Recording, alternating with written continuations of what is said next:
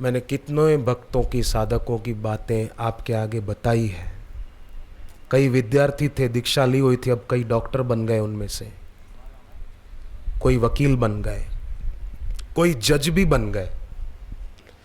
जोधपुर के एक सज्जन, वो वकील थे, बापूजी के पास आए, बोले बापू मैं आपके आशीर्वाद से वकील बन गया। बापू ने कहा वकील, वकील बनकर क्या करना, जज बनो, जज। तो उन्होंने कहा ठीक है बापू। तो बड़दादा की परिक्रमा की सूरत आश्रम में 108, उसके बाद वो जो परीक्षा होती है वो दी, अभी वो न्यायाधीश है। एक लड़का बड़ौदा का सारस्वती मंदिर की दीक्षा ली, अभी उसकी आईएएस की परीक्षा में वो उत्तीर्ण हुआ, पोस्टिंग भी हो गई, कलेक्टर के पद पर पहुंच गया। मुझे उस स्थान का नाम मैं भूल रहा हूं, क्षमा करें, पर हो गया, ये मैं बिल्कुल झूठ नहीं बोल रहा।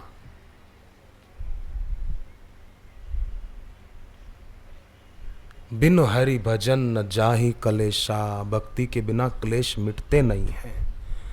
वासना आदमी को पशु जैसा बना देती है और उपासना आदमी को परमात्मा तक पहुंचा देती है, परम सुख तक पहुंचा देती है।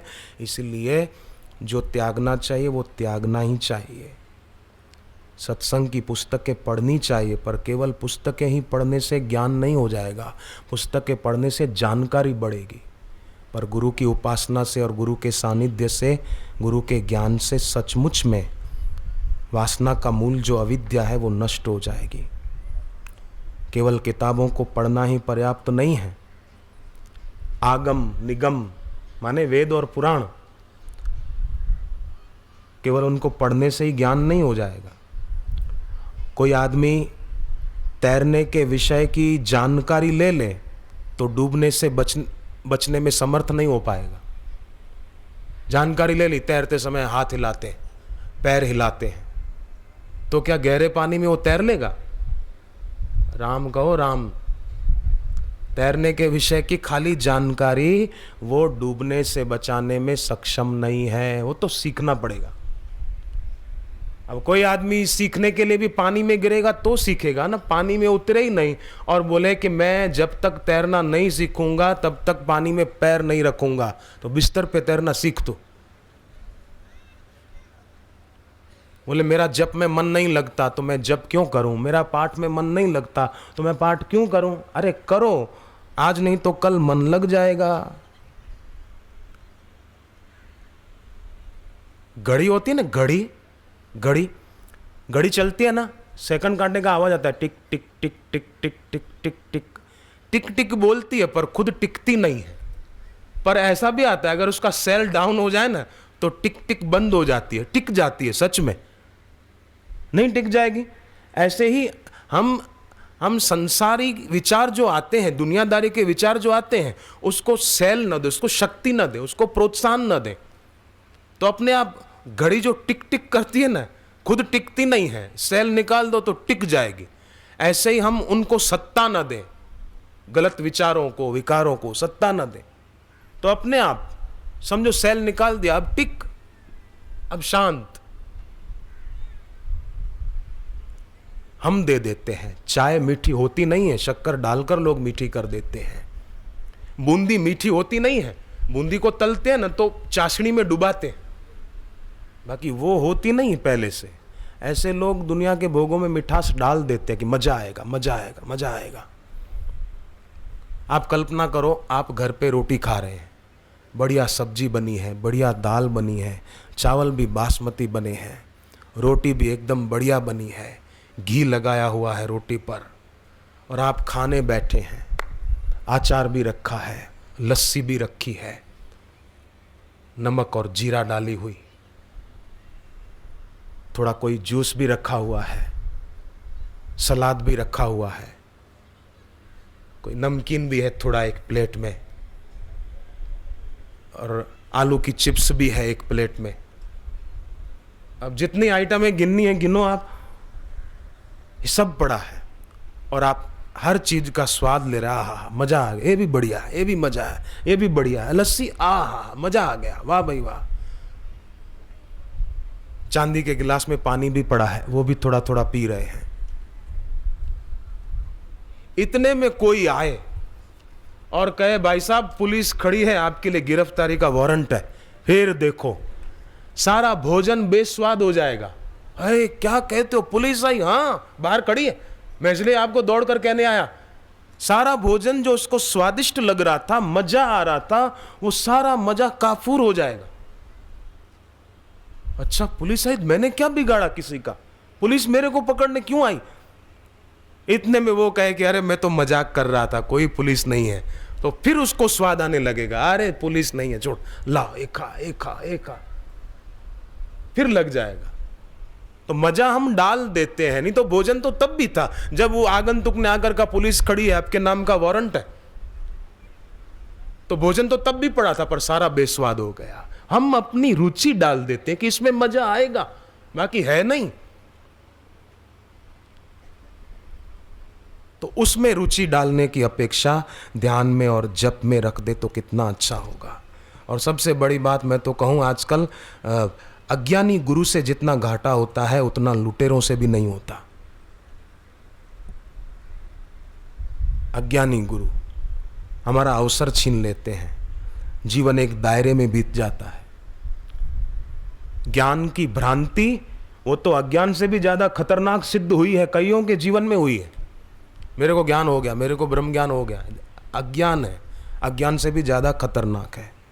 तो जानकारी उधार होती है, लोगों को जानकारी है, ज्ञान नहीं है। ज्ञान तो तभी होगा जब परम पिता ने पुत्र को देखा, सूरज ने घट जल में देखा, घटक तोड़ जल जल में मिलाया, जल प्रकाश आकाश में छाया, निज स्वरूप का ज्ञान दृढ़ाया, 2.5 दिवस होश नहीं।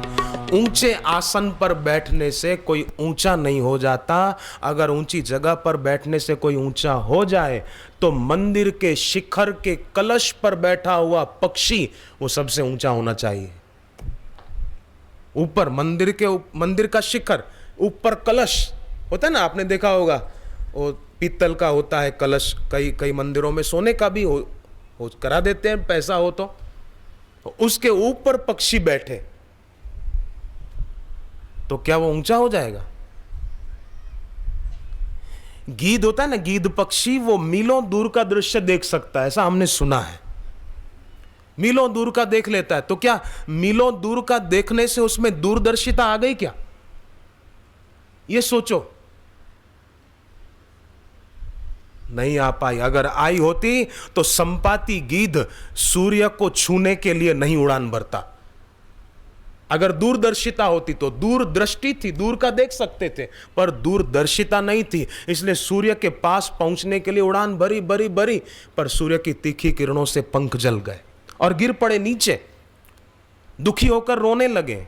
पर चंद्रमा मुनि नाम के संत ने आकर कहा कि बेटे दुखी मत हो। बोले मेरे पंख जल गए, मैं कैसे अब उड़ान भर सकूंगा बेटा? संत ने कहा पंख जल गए तो कोई बात नहीं, तुसी किसे गल दी परवाह ना करो, पंख जल गए तो कोई बात नहीं, तुम्हारे पास आंखें तो है, तुम दूर का देख सकते हो। बोले हाँ, तो एक काम करना, राम जी के दूत जब सीता जी की खोज में समुद्र किनारे आएंगे तब तुम अपनी दृष्टि का उपयोग करके सेवा कर लेना, तो सेवा करने से तुम्हारे नए पंख फूट निकलेंगे। संत ने जब बताया तब उसने अपनी दृष्टि का सदुपयोग किया, जीवन सार्थक किया और नए पंख फूट निकले उसके। तो दूर देखने से दूरदर्शिता नहीं आ जाती, ऊंचे शिखर पर जाकर बैठने से जीवन में ऊंचाई नहीं आ जाती। चील ऊंचा उड़ती है पर क्या सचमुच में ऊंची है? नीचे दिखना चाहिए बस, कोई मरा हुआ चूहा, कोई मरा हुआ प्राणी, फिर देखो एकदम घुमारी खा के नीचे आ जाती है स्पीड से। इसलिए ईशावास्य उपनिषद में कहा मां गृदह, गीध जैसी वृत्ति वो मत रखना। परंतु एक गीध ऐसा भी था जिसने सेवा की तो अपना नाम अमर कर दिया, वो जटायु। शबरी राम जी जब अयोध्या लौट कर आए ना, तो उनसे लोग पूछने लगे 14 साल कहाँ रहे, कौन कौन मिले, कैसे लोगों से संपर्क हुआ। तो राम जी बार बार 2 का नाम ले रहे थे बस। हनुमान जी तो साथ ही आ गए थे, 2 का नाम बार बार ले रहे थे। 12 बार गीध शबरी की बरनत प्रीति सुहाई। गीध जटायु, शबरी, उनकी प्रीति की प्रशंसा करते थे राम जी। तो व्यक्ति कैसा भी हो, अगर ठान ले के बस मुझे सत्संग सुनना है, स्वाध्याय करना है, गुरु मंत्र का जप करना है। कई लोग ऐसे होते हैं अपने को कुछ मानते हैं कि हमको क्या जरूरत है लेने की, उनको ज्यादा जरूरत है दीक्षा लेने की।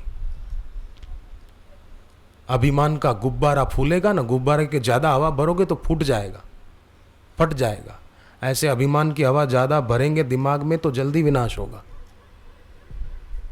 इसलिए गुरु की दीक्षा तो लेनी ही चाहिए। आपके हरियाणा में ही जींद है, जींद है ना, जींद शहर है, जींद में एक विधायक है। जब जींद में सत्संग था बापूजी का, जो जींद के हैं वो हाथ ऊपर करो, जींद के आए हैं कोई? हैं, कुछ लोग हैं जींद के। तो जींद में जब सत्संग था 2 दिन बापूजी का, तो वहाँ के एक विधायक अभी भी होंगे, वही है, मांगी राम गुप्ता नाम है शायद, है, जानते हैं? पहले वित्त मंत्री थे हरियाणा सरकार में। तो जींद में सत्संग था ना, तो जहाँ मैं रुका हुआ था जींद में, मेरे पास आए थे रात को मेरे निवास पर। तो मुझे कहने लगे कि मैं बहुत समय से सोच रहा था मैं दीक्षा लूं, सच्ची कमाई करूं जो साथ जाएगी, पर मैं व्यस्त होने के कारण जा नहीं पाता था। पर अब देखो भगवान की कृपा कैसी कि बापूजी जींद में पधारे और कल दीक्षा देंगे, तो मैं भी दीक्षा लूँगा और वो कमाई करूं जो साथ जाएगी। और उन्होंने फिर दीक्षा ली, अगले दिन आगे आकर बैठे थे। और उसके बाद भी मुझे कई बार मिले और आंखों में पानी होता है उनके, और कहते हैं कि सचमुच दीक्षा के बाद मुझे बहुत शांति मिली है। पहले अशांति थी अंदर में, पर अब एकदम शांति रहती है। और जो कुछ थोड़े विरोधी थे वो भी थोड़े ठंडे हो गए। जप करने से बड़ा भारी लाभ होता है, ग्रहों की स्थिति में भी परिवर्तन आ जाता है। इसलिए जप करना चाहिए सभी को। ट्रेन में, बस में जाते हुए भी मन में जप चलता रहे, फालतू बातें न हो तो अच्छा है। घर में कोई मेहमान आने वाले होते हैं तो घर में सफाई करनी पड़ती है कि भाई मेहमान आ रहे हैं, उनको बुरा लगेगा, गंदगी है। पर गुरु मंत्र का जप करें और गुरु चरणों का ध्यान करें ना, तो अंदर में सफाई होने लगती है, करनी नहीं पड़ती। घर में तो करनी पड़ती है, अंदर की तो हो जाती है। मंत्र जप में और सुमिरन में इतनी शक्ति है, तो क्यों ना हम ये करें, स्वयं भी करें और दूसरों का उत्साह भी बढ़ाएं।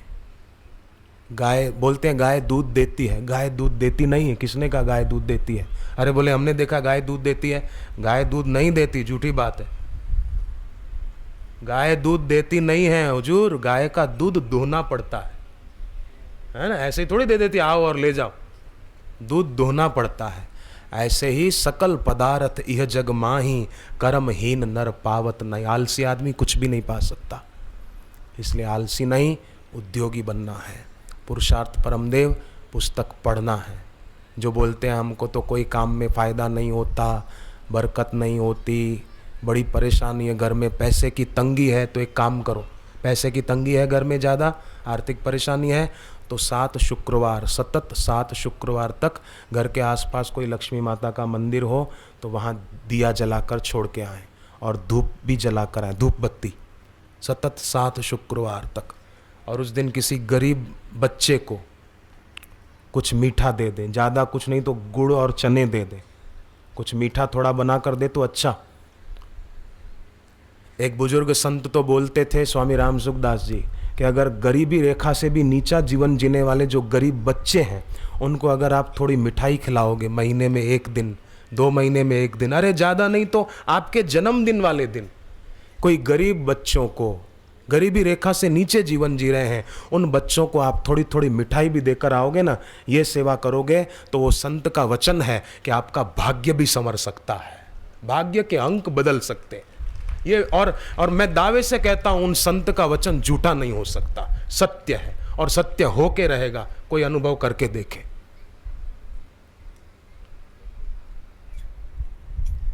सच्चे संत कभी झूठ क्यों बोलेंगे? किसी को फुसलाने के लिए क्यों कोई बात कहेंगे? बापूजी का और उनका आपस में बड़ा स्नेह था, बड़ा प्यार था आपस में। 100 साल से भी अधिक उनकी आयु थी। तो 7 शुक्रवार तक वो धूप और दीप का समझ गए।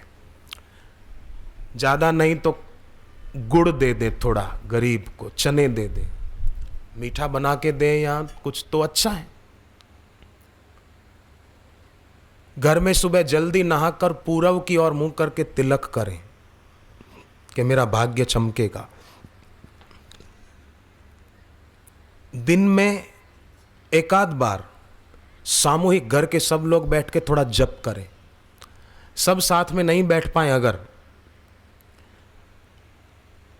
तो घर में कोई भी एक व्यक्ति रोज गीता के 11वें अध्याय का 40वां श्लोक 108 बार पढ़े और संकल्प करे इसका पुण्य घर के अमुक व्यक्ति जो काम धंधे पर गए उनको सफलता मिले।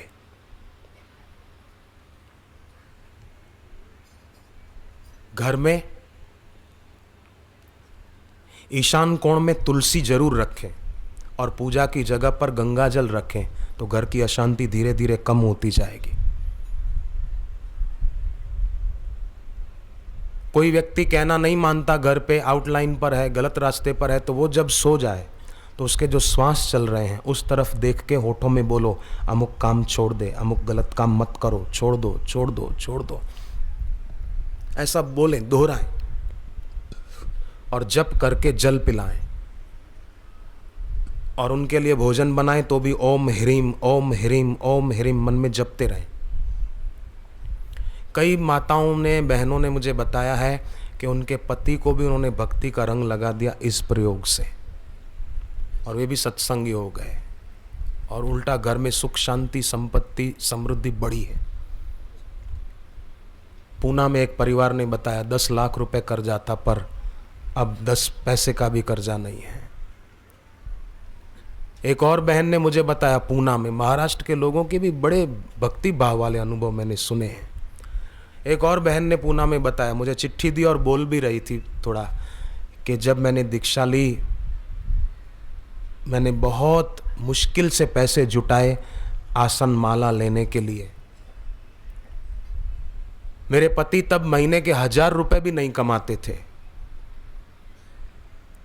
परंतु मैंने दीक्षा ली और सुबह जल्दी उठ के जप ध्यान शुरू किया। बापूजी जो नियम बताते थे सत्संग में वो मैं करती थी और इससे क्या परिणाम आया, धीरे धीरे समय बीता, पति का मन भी बदल गया, उन्होंने भी दीक्षा ली और अब भी, चिट्ठी तो लंबी दी थी, बोले अभी ये स्थिति है कि मेरे पति महीने के 50 के 52,000 लिखा था उतने कमाते हैं। चिट्ठी दी थी मुझे, मेरे पास है अहमदाबाद में। पूना गए थे हम 8 और 9 जुलाई, तो उसने मुझे 9 तारीख को चिट्ठी दी थी। बोले पहले मेरी इच्छा बहुत होती थी मैं धन से भी सेवा करूं पर नहीं कर पाती थी, अब मैं करती हूं। मेरे पति मुझे जो घर खर्च का पैसा देते हैं मैं उसमें से भी बचा लेती हूं और अच्छे काम में लगाती हूं। तो ये कितनी अच्छी बात है।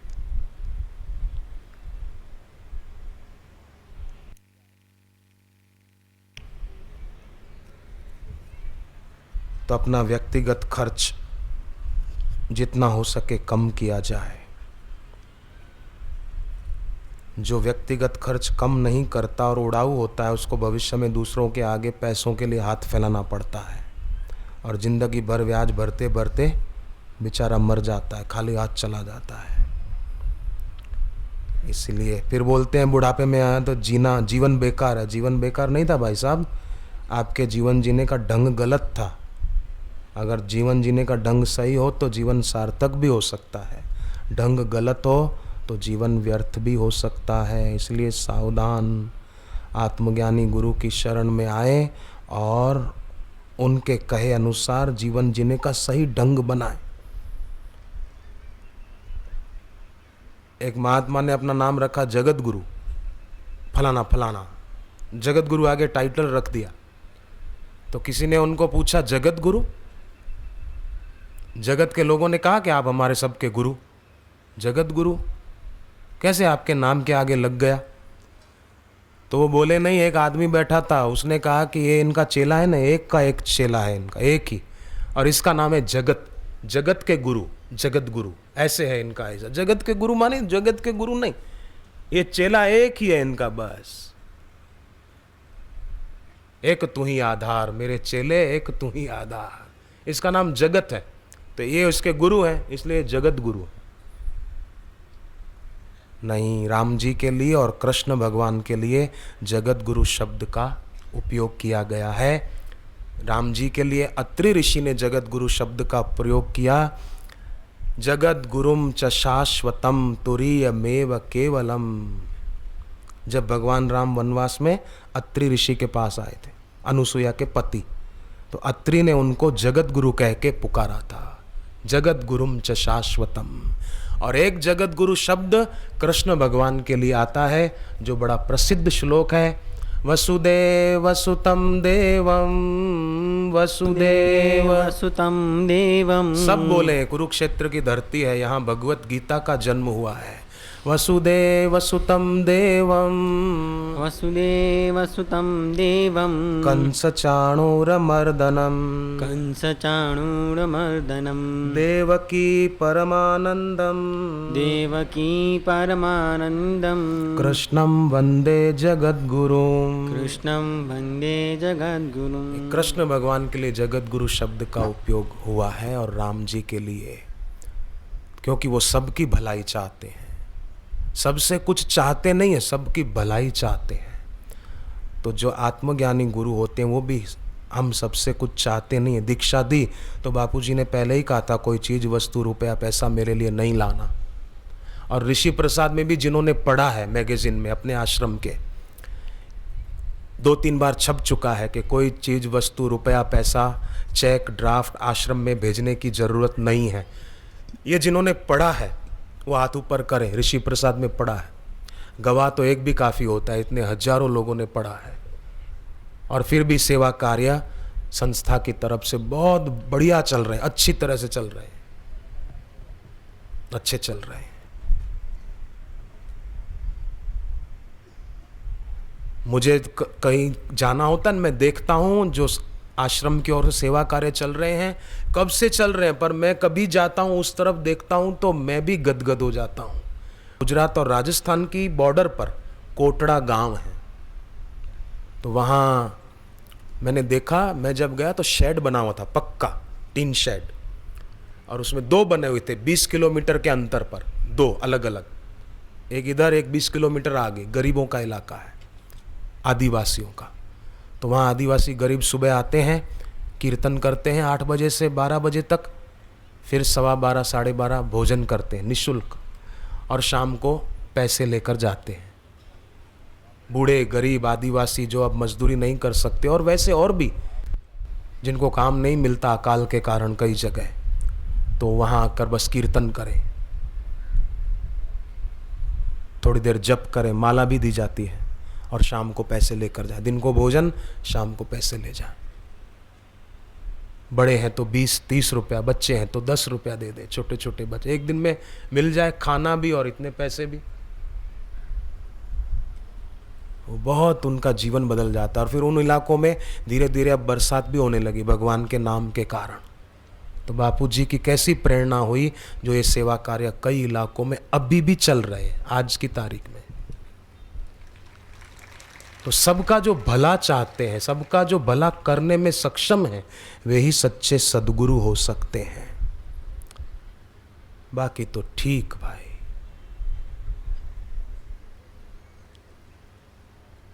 राम जी कहते हैं, ईश भजन सारथी सुजाना, दान परशु बुद्धि शक्ति प्रचंडा। दान रूपी कुल्हाड़ा हो, यथाशक्ति यथा संभव कुछ दान करना चाहिए।